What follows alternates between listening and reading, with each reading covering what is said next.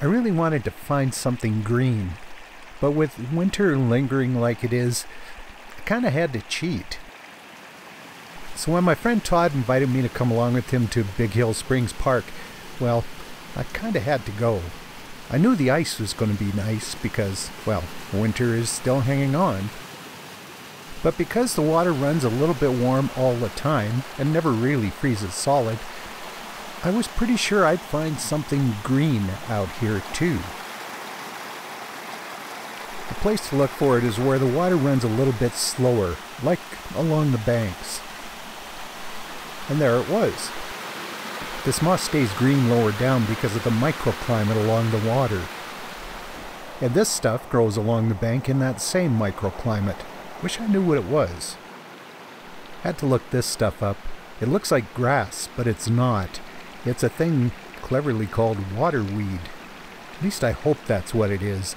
These water plants are a little confusing. But at least it's green. But that's all the green I could find at Big Hill Springs, and like I said, it is cheating. So the next day I headed out into the sublimating frost to look along the Bow River. I didn't really expect to find much green, but the birds were active, and though cold, it was a nice day.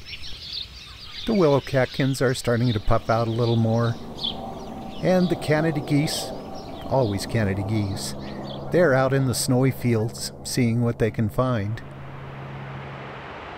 But down along the Bow River, where I'd hoped to find something maybe green on the slopes, the water coming over the weir was pounding through ice just like it has been for the last several months.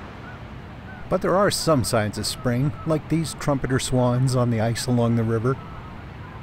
And there are pintails and widgeons with these Canada geese. Away from the river, the gophers, the Richardson's ground squirrels, are busy with their spring chores. But out on the fields, especially in the highlands a little bit south of the Bow River, it's still full-on winter. But despite the cold air and snow, the sun has lots of power, and with the longer hours of daylight, things like these aspen catkins are starting to puff up. And over in the Cross Conservancy, the south-facing slopes have opened up, and these elk can graze.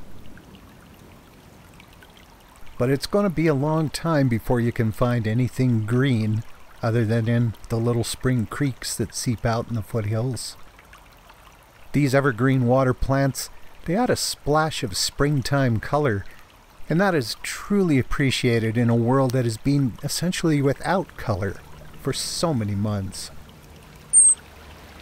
Hopefully that situation will change fairly soon, but in the meantime, if you want a touch of green, you gotta cheat.